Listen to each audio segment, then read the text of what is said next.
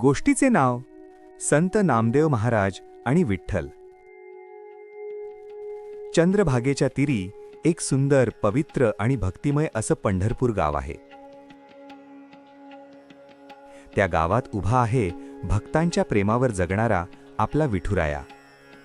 त्या पंढरपुरात विठ्ठलाचे एक सुंदर मंदिर आहे आणि त्या मंदिरात रोज येणारा एक लहानसा निरागस भक्त होता. त्याचं नाव होतं नामदेव. लहानपणापासूनच नामदेवाला विठ्ठल म्हणजे सगळं काही वाटायचं. तो रोज मंदिरात जायचा, देवाशी बोलायचा, देवाला मित्रासारखं हसायचा आणि देवाला प्रेमाने नैवेद्य दाखवायचा.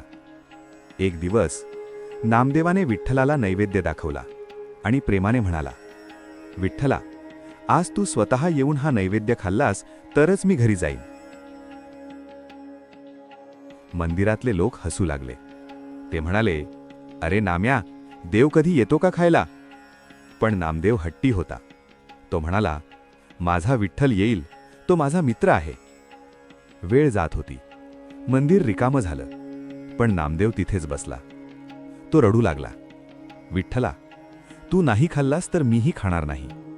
तू माझ्याशी बोलतोस ना, मग आज का नाही येत? त्या निरागस भक्तीने सगळं पंढरपूर थरथरलं. आणि मग घडलं एक चमत्कार. विठ्ठलाची मूर्ती हलली, मंदिरात प्रकाश पसरला आणि स्वतः विठुराया मूर्तीमधून बाहेर आले. विठ्ठल नामदेवाजवळ आले आणि प्रेमाने म्हणाले, नाम्या, तुझ्या भक्तीपुढे मला यायलाच लागलं. विठ्ठलाने स्वतः नैवेद्य खाल्ला. नामदेव आनंदाने रडू लागला. त्या दिवसापासून सगळ्या जगाला कळलं, देवाला मोठे यज्ञ लागत नाहीत, मोठे मंत्र लागत नाहीत. देवाला लागतं ते फक्त प्रेम, विश्वास आणि निरागस भक्ती. म्हणूनच म्हणतात, खरी भक्ती असेल तर देवाला यावंच लागतं.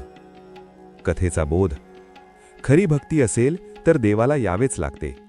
देवाला मोठे मंत्र नाही, प्रेम हवे.